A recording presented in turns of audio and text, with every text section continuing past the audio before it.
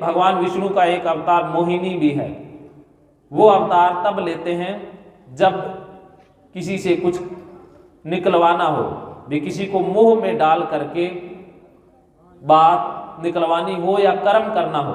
जैसे एक असुर था, समुद्र मंथन के समय जब अमृत निकला तो वो धोखे से देवताओं के बीच में बैठ जाता है और अमृत लेकर के भाग जाता है, जो अमृत कलश।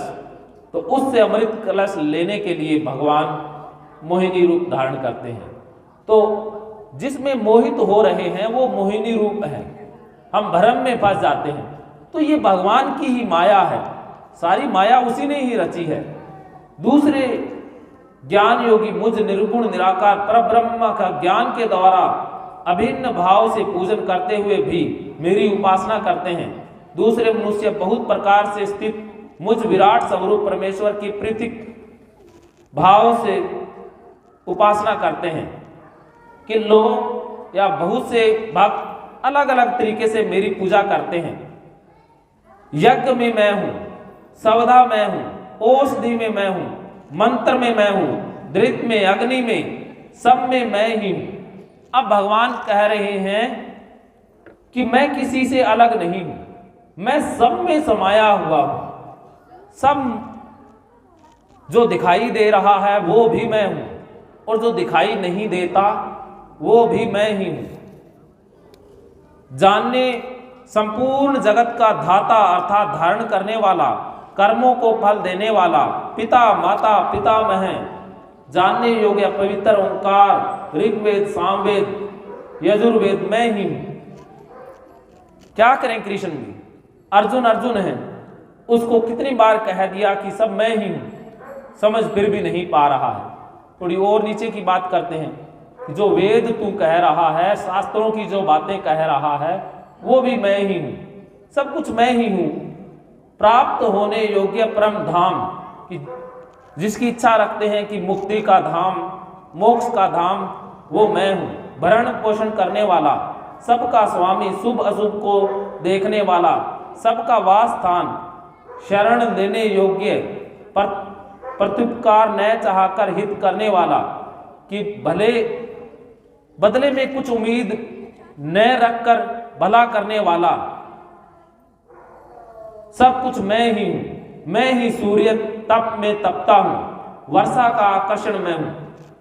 वर्षा का आकर्षण कि पृथ्वी, जलवाष्प, वायु का ऐसा आकर्षण पैदा होता है कि तीनों का कॉम्बिनेशन ऐसा बनता है कि आकाश से बूंदें टपक पड़ती हैं। तो ये आकर्षण में हूं। जो खिंचाव है, जो शक्ति है, जो खींचती है, वो शक्ति मैं ही हूं। मैं ही बरसता हूं और बरसने वाला भी मैं ही हूं। हे अर्जुन, मैं ही अमृत मृत्यु, सब कुछ मैं ही हूं। अमृत भी मैं ही हूं, मृत्यु भी मैं ही हूं, सत्य असत्य भी मैं ही हूं। अब अलग अलग छोड़ सब कुछ, सत्य भी बता दिया, असत्य भी बता दिया। अब क्या करें, अर्जुन के सवाल खत्म नहीं होते।